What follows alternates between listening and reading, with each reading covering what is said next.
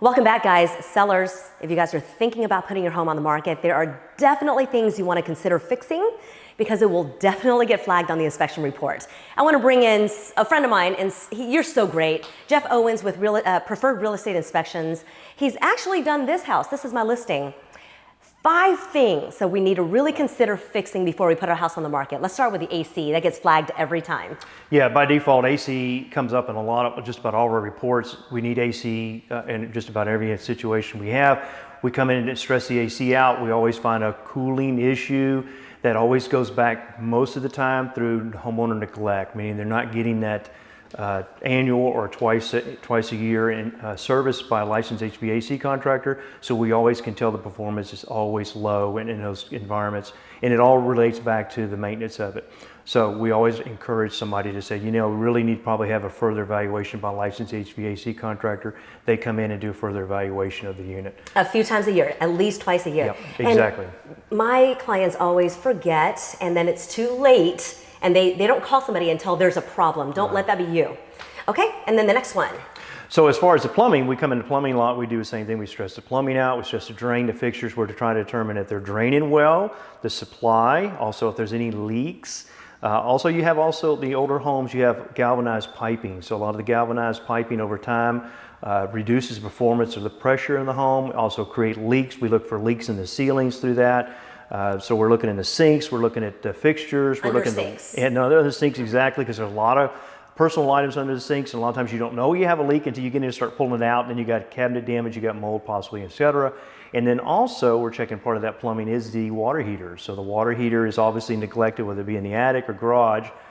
We do highly recommend a plumber to come out because there are things that need to be maintained throughout the year and throughout the life of the appliance if you want to extend the life of the appliance. So highly recommend that. I've never gotten my water heater checked ever. Yeah. I don't think about that.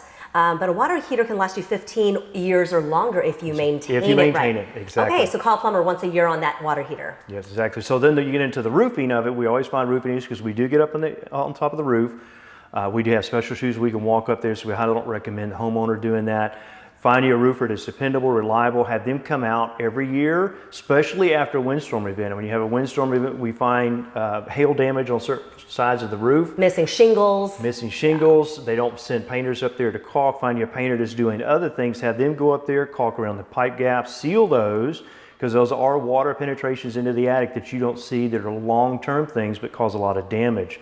Plus there's some other issues that go on in the roofing that you want to prolong that replacement as much as possible. Some 18, 25 years on a lot of roofs, but if you neglect it, you just have to short that life expectancy down. And I tell my sellers, because your house settles over time, everything just settles. Yeah. And all of the vent stacks on your roof, the caulking comes loose around it, and then water gets in. Water's highly destructive, so keep an eye on that.